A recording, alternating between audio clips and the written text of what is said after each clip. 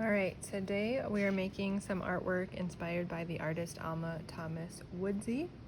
She was a painter who liked to paint with lots of color, and some of her paintings look like it's ripped or torn pieces of paper glued down, but it's actually just paint. So today we're going to have some fun cutting or ripping paper to make designs with lots of color, just like Alma Thomas did. So you need some paper, some different colors. You can choose any colors you want.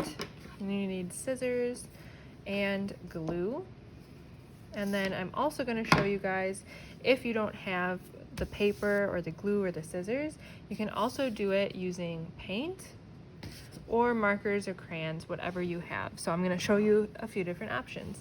The first is to use your colored pieces of paper to cut them into small little pieces. So I'm going to use this orange piece and just start cutting smaller pieces off. So I'm first going to cut a really long, thin piece of paper straight off the construction paper, and then I can cut even smaller squares from there.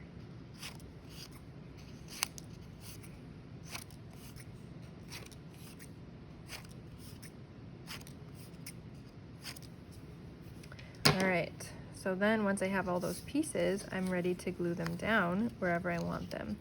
Alma Thomas Woodsy liked to do shapes. She loved to make circles. She also liked doing stripes, and she even sometimes made landscapes or things that looked like hills. So you can make your image however you want. You could even make it look like the shape of a heart. I'm gonna do a circle today. So I'm gonna arrange my pieces in a circle. Then once I have them where I want them, I can start gluing them down so they don't fall off.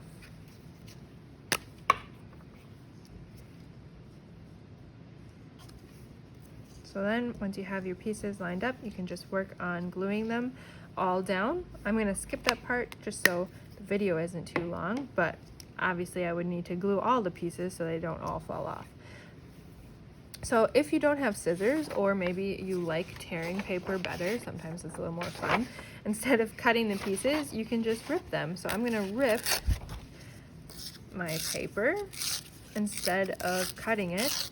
I'm going to go slow to try and get all the way across. So now I have a long piece of paper that I can then rip into smaller squares.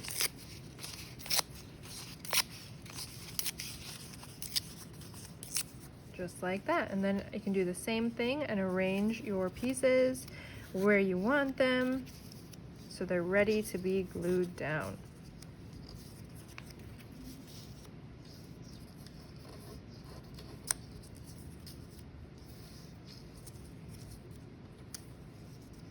Just like that. So then I would start gluing the pieces down until every single piece is glued down. That way they don't fall off.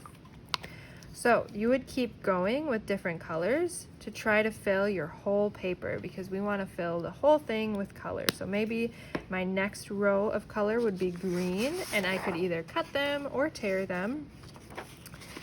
And then after that, I might change colors again, and I think I might use my pink so that I'll have orange, blue, green, and pink going all the way around.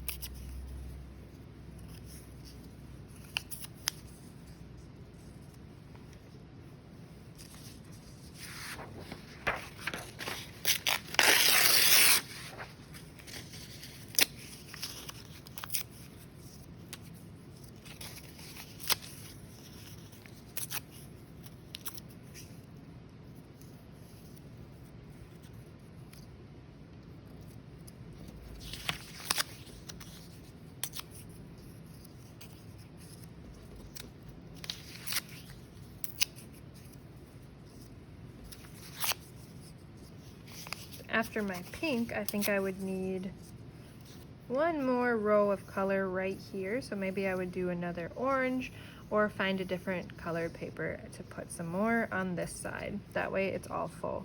And I might even put this on the center there. So once all those pieces are glued down and most of the white is covered up, then you're done. So that's cutting or tearing paper. But if you don't have different colors of paper, or you want to try painting, you can also do this painting instead. So I'm gonna dump those off. And in the same way we cut paper, we're gonna make our paint look like it's cut paper. And do whatever shape you want. So again, you can do a circle like we just did with the paper. You can make a heart, whatever you want.